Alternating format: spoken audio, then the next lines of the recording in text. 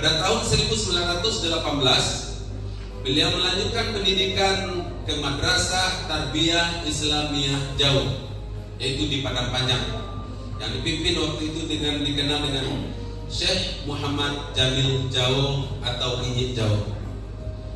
Beliau menyelesaikan pendidikan di Madrasah Tarbiyah Islamiyah Jauh itu selama lebih kurang 7 tahun. Pada tahun 1926 beliau memperoleh ijazah dari Madrasah Tarbiyah Islamiyah Jauh. Selanjutnya beliau melanjutkan pendidikan ke Aceh, dan juga beliau mempunyai teman karib kerabat yang luar biasa, yaitu Syekh Mudawali. Dan selama dia di Aceh, Syekh Mudawali seolah-olah berguru kepada Syekh Zakaria Al-Waisati, dan begitu juga sebaliknya. Namun suatu hal yang luar biasa, Syekh Zakaria Al-Waisati mengatakan bahwa gurunya adalah Syekh Mudawali. Tetapi Syekh Mudawali pun berkata demikian, bahwa dia adalah murid dari Syekh Zakaria Al-Waisati. Begitulah ketulusan para ulama pendahulu kita.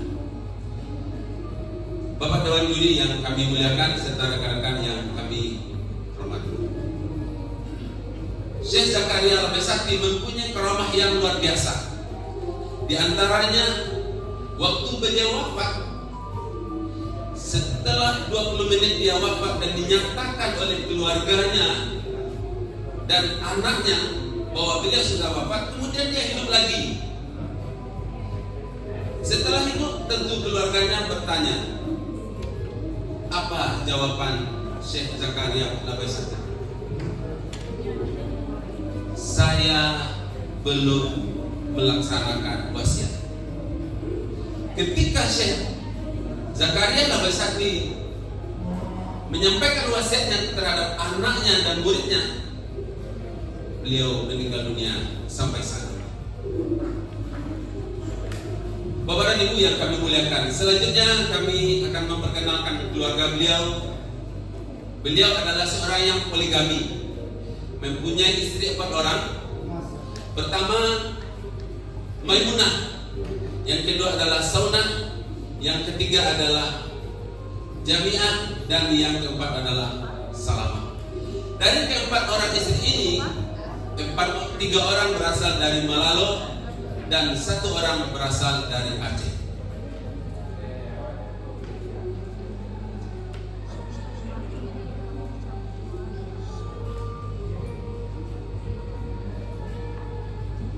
Para rekan-rekan yang kami muliakan dan kami banggakan, selanjutnya kontribusi beliau dalam pendidikan Islam. Syekh Zakaria Al-Waisati mendirikan Madrasah Tarbiyah Islamiyah yang terdapat di Malalo, Padang Laweh Malalo, itu pada tahun 1930. Santri dari Madrasah Tarbiyah Islamiyah ini berasal dari Provinsi Sumatera Barat dan juga dari Aceh. Dan di antara murid-murid beliau yang saat ini juga sudah banyak mendirikan pondok pesantren.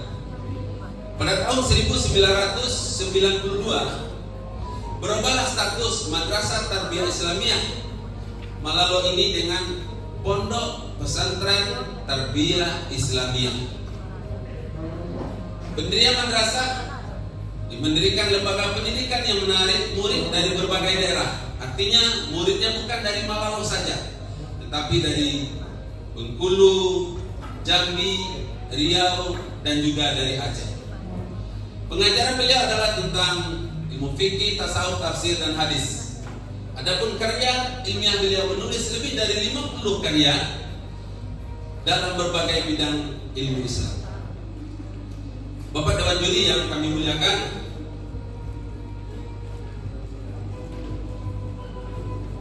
kemudian metode dakwah beliau Syekh Zakaria Al-Waisati adalah dengan pendekatan kebijaksanaan dan penuh kasih sayang. Dengan penuh kasih sayang memberikan pelajaran kepada murid. Dan ketika kebetulan ada sebuah kisah yang disampaikan oleh salah seorang guru di Malalo itu, ketika santri itu memperoleh kasih sayang yang luar biasa dari sang guru, maka insya Allah dia akan menjadi orang yang berhasil, karena ilmu yang dia timba akan dia peroleh lebih daripada ilmu yang dia ajarkan.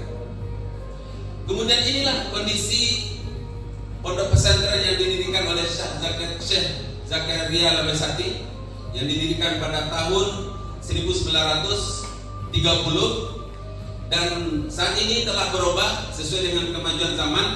Bahkan muridnya sudah ramai dan kondisinya sudah bertingkat.